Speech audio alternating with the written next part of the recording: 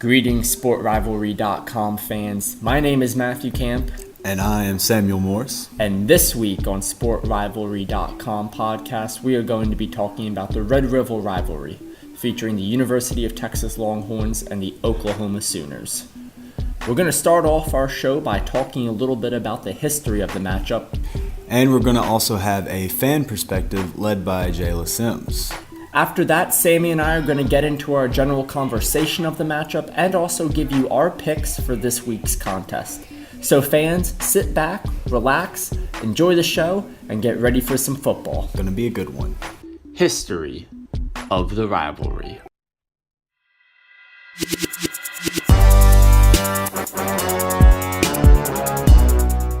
Hello, this is Cody Havard with SportRivalry.com. One of the most storied rivalries in college football is the Red River Rivalry between the University of Oklahoma and the University of Texas. Let's join Sport Rivalry Man on a brief history of the Red River Rivalry. This rivalry is unique because it encompasses more than just football, as events outside of the game have helped add intensity to the relationship. The games between Oklahoma and Texas began in 1900 before Oklahoma was even a state. With the exception of 3 years, the game has been played in Dallas, mostly at the Cotton Bowl as part of the annual Texas State Fair. After each game, there is a presentation of 3 trophies, most notably the Golden Hat, a 10-gallon hat made of bronze, which is kept by the winning team. The event is such a spectacle that even the governors and student government bodies of Oklahoma and Texas exchange trophies. This rivalry takes its name from the Red River, which serves as a border between the two states. In 1931, a different rivalry showed itself in a form of a border dispute between the two states. In anticipation of the completion of a new bridge across the river, the Red River Bridge Company, who owned an older toll bridge farther down the river, sought and received an injunction to prevent the opening of the new bridge. Tensions escalated to the point that National Guard troops and Texas Rangers were sent in to secure each state's land rights. The local newspapers had declared that Oklahoma had invaded Texas. The controversy was worked out in the courts and no shots were fired. However, the incident lived on in popular imagination, and the football game between the two states became known as the Red River Shootout. To avoid negative connotations, the game officially changed its name to the Red River Rivalry in 2005 and is referenced as the Red River Showdown by some today. Through the 2016 season, Texas holds the all-time series lead with 61 wins, 45 losses, and 5 ties, although Oklahoma has been strong in recent years, winning 11 of the last 17 games since 2000. While there have been many unforgettable games played, 2 that carry extra significance are the 2000 and 2005 games. To fans, the October 7, 2000 game stands out as one of the most memorable games of the Longhorns-Sooners rivalry. This is in part due to Oklahoma's running back at the time, Quentin Griffin. During the game, Griffin managed to break an NCAA record with 6 touchdowns. On the other side of the ball, Oklahoma held the Longhorns to just 7 yards rushing. Oklahoma won the game 63-14 and finished the season undefeated and national champions. For the October 8, 2005 game, the number 2 ranked Longhorns broke its 5-game losing streak to the unranked Sooners. This was the rivalry's 100th game, and Texas coach Mack Brown was leading the Longhorns to a national championship. It was during the game that Longhorn freshman Jamal Charles ran an 80-yard touchdown, which helped Texas beat Oklahoma 45-12. The win helped propel the Longhorns to their first national championship in 35 years. There's never been a dull moment between these two schools, and the Red River rivalry lives on as one of the most intense and followed rivalry games in college football. In today's review of Sport Rivalry, we will focus on in-group bias. Toshfell wrote about in-group bias and explains that people tend to show preference or favoritism toward people within their group. In other words, people like others that share the same characteristics as them, such as a favorite team. Thank you for spending time with Sport Rivalry Man today. This is Cody Havard with SportRivalry.com, signing off. Research Perspective. Dr. Cody Havard. The upcoming rivalry game between the University of Texas and the University of Oklahoma is interesting on a number of levels, but I want to focus on 2 primary issues that make the matchup so intriguing.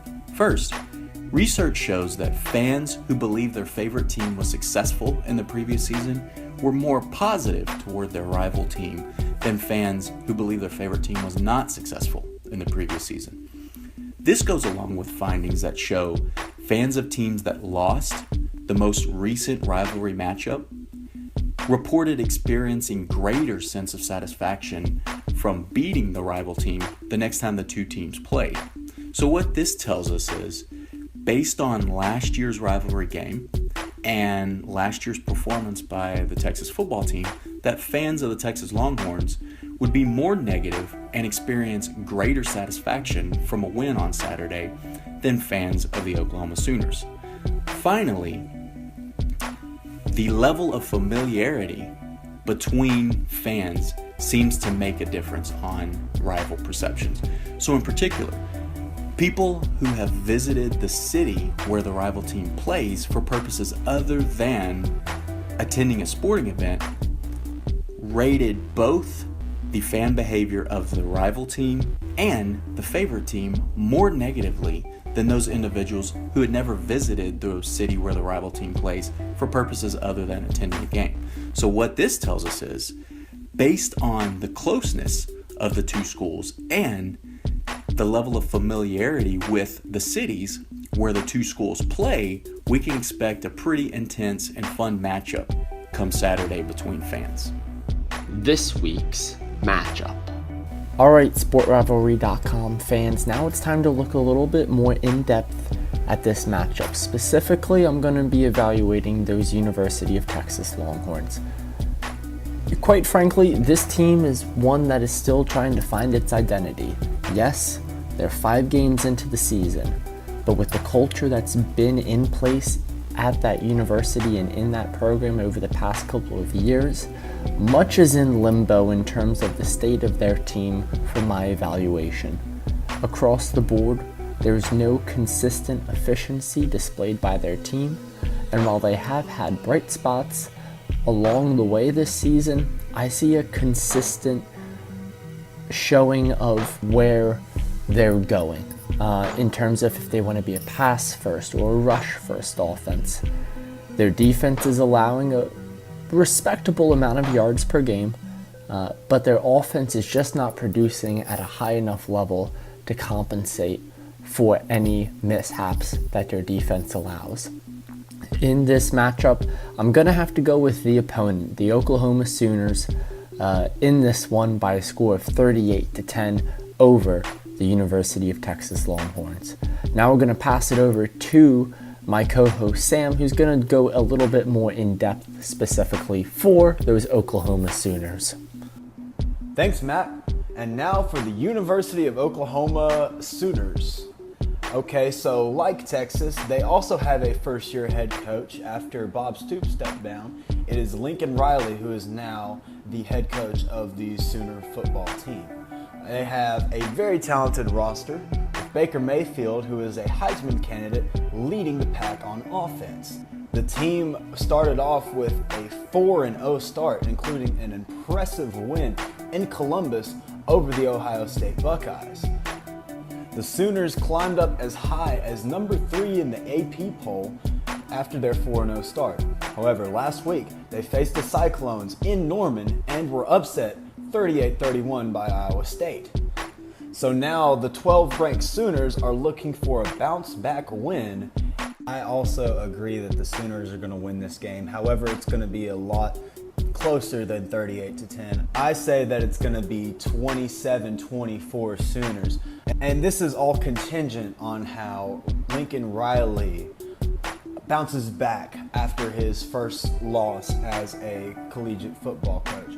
I think that he's going to rely heavily on Mayfield to shred that Texas defense. Malik Jefferson is the leader of the Longhorn defense. He's probably going to end up being an early draft pick in the 2018 NFL draft. I really think that Mayfield opens up this game and that he plants the Sooner flag in Austin at midfield. I think the Sooners take this one 27-24. Fan perspective. Hey sport fans, this is Jayla Sims with SportRivalry.com, and I am here with your fan perspective. This week, we will be discussing the Red River Showdown, which is an infamous rivalry between the Texas Longhorns and the Oklahoma Sooners. I had a fan speak with me about the rivalry, and he said, "This is one of the best college football rivalries for a number of reasons. Number one, the location. The game is played in Dallas at the Cotton Bowl. It is one of the few rivalries that a game is played at a neutral site, and the crowd is split right down the middle, 50-50. And it's almost the same driving distance from Texas and Oklahoma fans to get to the game." Next is the State Fair. I'm not sure if you've heard of it, but the State Fair usually lasts for a month. It is a big deal in Texas. So the Red River Showdown also happens around this time to attract fans not only to the fair, but to the game as well. Next, I would say that this rivalry is so big because the name Red River Showdown came from the Red River that separates the border from Texas and Oklahoma. Lastly, this rivalry runs deep. Even though Texas and Oklahoma may not have the best record sometimes going into this rivalry, it's always a big game, and people always want to see these two teams play each other. Texas hasn't even been considered a contender in their conference, but this rivalry still means so much to so many people. All right, fans. Well, that's going to be our show for today. Thanks for tuning in. First and foremost, just need to give a thank you to our entire crew. And we also want to thank Jayla Sims for our fan perspective. And of course, all of this cannot be done without our great crew behind the scenes getting this podcast researched and produced in time every week. We cannot thank you enough. And we really want to thank you guys. Please tune in next week for the third Saturday in October, Tennessee and Alabama. Thank you guys for listening.